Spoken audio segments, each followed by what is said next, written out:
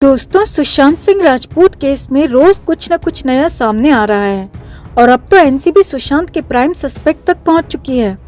भले ही साहिल शाह एनसीबी के पकड़ से फरार हो गया, मगर साहिल के घर पर पड़े छापे में एनसीबी को साहिल की मां और पत्नी मिली और उनसे इंट्रोगेशन में काफी कुछ निकलकर सामने आया है। पहले कहा जा रहा था कि साहिल शाह उर्फ विनायक को सुशांत की बिल्डिंग में रहा करता था, मगर अब जो सामने आ रहा है दोस्तों, वो बेहद चौंकाने वाला है और वो ये है कि साहिल सुशांत के साथ बिल्डिंग में नहीं बल्कि सुशांत के ही घर में रहा करता था। जी हाँ दोस्तों, यही सबसे बड़ा खुलासा साहिल शाह को लेकर हुआ है। साहिल सुशांत के साथ सुशांत के ही घर में रहता था और अब वो ही एनसीबी की नजर में प्राइम सस्पेक्ट है, यानी सुशांत केस का मुख्य आरोपी है। तो और साहिल शाह को लेकर क्या क्या जानकारी एनसीबी के हवाले से आ रही है, वो सब आपको बताते हैं। आप भी सुशांत की मुहिम में यूं ही हमारे साथ बने रहें, चैनल के साथ जुड़ें और वीडियो को लाइक और शेयर कर अपना प्यार और सपोर्ट भी जरूर दिखाएं। तो सुशांत सिंह राजपूत की मौत के बाद ड्रग केस में एनसीबी साहिल शाह को मुख्य आरोपी मानकर चल रही है।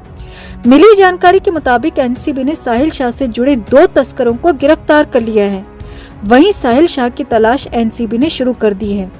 एनसीबी के एक अधिकारी ने इस बात की जानकारी दी है दोस्तों कि साहिल मुंबई का ही रहने वाला है और वो मुंबई में ही रहकर ही अंतर्राष्ट्रीय ड्रग तस्करी गिरोह चलाता है। एनसीबी अधिकारी ने बताया कि साहिल शाह सुशांत सिंह राजपूत केस से जुड़े ड्रग केस के मामले में सबसे मुख्य आरोपी निकल के सामने आ रहा है और सारा शक साहिल शाह पर है और सारे सबूत साहिल शाह के खिलाफ हैं। अधिकारी के मुताबिक सुशांत सिंह राजपूत जब मलाड में रहा करते थे, तब साहिल शाह सुशांत के साथ सुशांत के ही अपार्टमेंट में रहता था।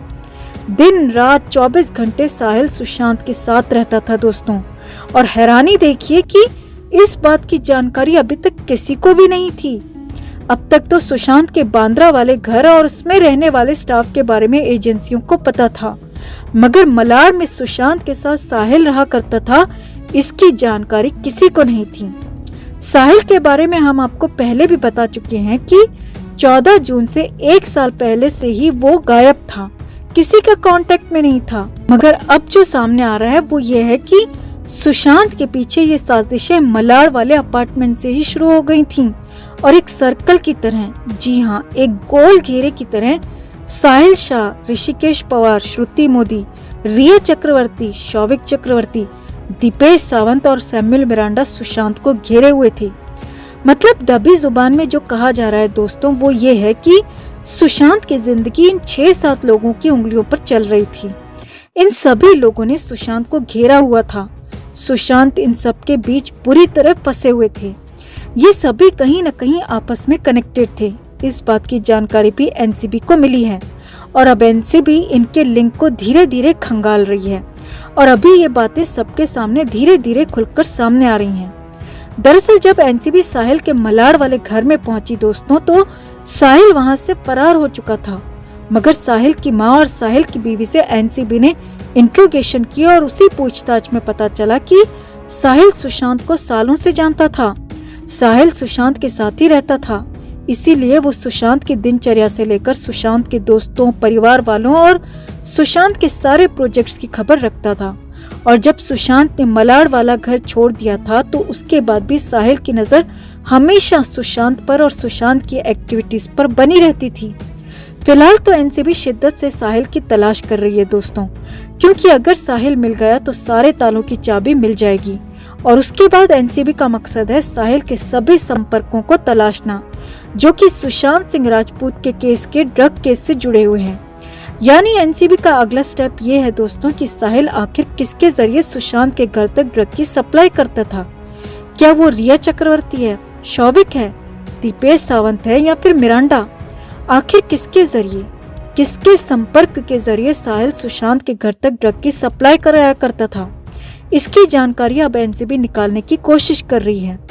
अगर एनसीबी ने साहिल शाह की गुत्थी को सुलझा लिया दोस्तों, तो साहिल शाह को पकड़ लिया तो सुशांत के पीछे जो ड्रग का जाल फेंकने वाले लोग थे, वो जल्दी एनसीबी के कब्जे में होंगे, एनसीबी की पकड़ में होंगे। वैसे आगे आप देखिए कि साहिल कितना खतरनाक है और कैसे वो एनसीबी से बचता रहा। साहिल शाह की पूरी कुंडली आप इसी वीडियो में आगे देख सकते हैं दोस्तों। तो एक और 14 तारीख गुजर गई दोस्तों। महीने दर महीने निकलते जा रहे हैं और देखते ही देखते 1 साल भी हो जाएगा। अब तक सुशांत की मौत के पीछे कई अलग अलग वजहें भी सामने आई थीं, मगर अब ये केस एक नए मोड़ पर आ गया है।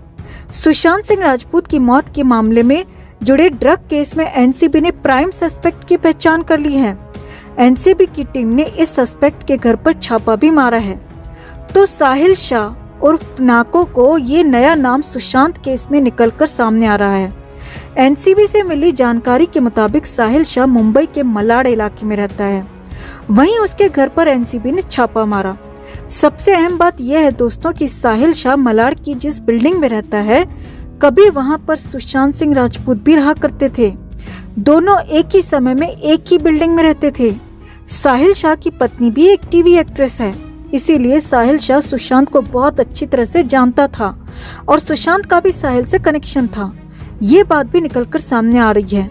साहिल सुशांत से बातचीत किया करता था और सुशांत से कांटेक्ट बनाए रखने की पूरी कोशिश किया करता था, क्योंकि सुशांत उस वक्त बॉलीवुड में पूरी तरह सेट हो चुके थे और साहिल और उसकी पत्नी दोनों फिल्मों में काम तलाश रहे थे।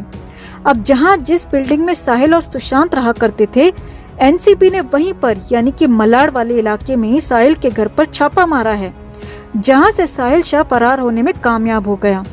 मगर इसी छापेमारी में कई हैरानी भरे सबूत सामने आए हैं और एनसीबी ने साहिल को लेकर कई ऐसी बातें बताई हैं जो साफ इशारा करती हैं कि साहिल वो ही शख्स है जो सुशांत मामले में मुख्य आरोपी हो सकता है और यही वो शख्स है जिसके जरिए सुशांत की मौत के गुनहगारों तक भी पहुंचा जा सकता है। आपको पता ही होगा दोस्तों कि सुशांत सिंह राजपूत केस में एनसीबी ने 2 शख्स अब्बास और करण को गिरफ्तार किया था। एनसीबी को पता चला था कि साहिल उन दोनों को ड्रग की सप्लाई करता था। एनसीबी कई दिनों से साहिल को पकड़ने की कोशिश कर रही थी, क्योंकि एनसीबी को यह भी पता चला था कि साहिल दुबई में बैठकर ड्रग सिंडिकेट चलाता है और मुंबई के साथ ही कई अलग अलग देशों में भी उसका कारोबार फैला हुआ है। सूत्रों के मुताबिक साहिल कभी किसी को अपना चेहरा नहीं दिखाता था और न ही कभी किसी को अपनी असली पहचान बताता था, यानी साहिल शाह को कभी किसी ने नहीं देखा और ना ही उसको कोई पहचानता है। और सबसे बड़ी बात जो निकल के सामने आ रही है दोस्तों, वो ये है कि 14 जून 2020 से 1 साल पहले तक साहिल ने खुद को पूरी तरह गुमशुदा रखा था। मतलब वो किसी के भी कांटेक्ट में नहीं था, यहाँ तक कि वो अपने परिवार के भी संपर्क में नहीं था। मतलब समझा जा सकता है दोस्तों की प्लानिंग कितनी खतरनाक रही होगी, सुशांत के खिलाफ साजिश कितनी गहरी रही होगी। अब साहिल का नाम सुशांत केस में कैसे सामने आया, वो भी आप एनसीबी के मुंह से सुनिए। एनसीबी के मुताबिक गिरफ्तार किए गए अब्बास और करण से एनसीबी ने पूछताछ की थी, जिसमें वो बार बार पिनाको का नाम ले रहे थे। अब एनसीबी ने कई दिनों तक पिनाको के नाम से सर्च ऑपरेशन किया, मगर पिनाको तो पूरी तरह एक बनावटी नाम था और फिर कड़ी से कड़ी जोड़ने पर एनसीबी साहिल शाह के नाम तक पहुंच गई।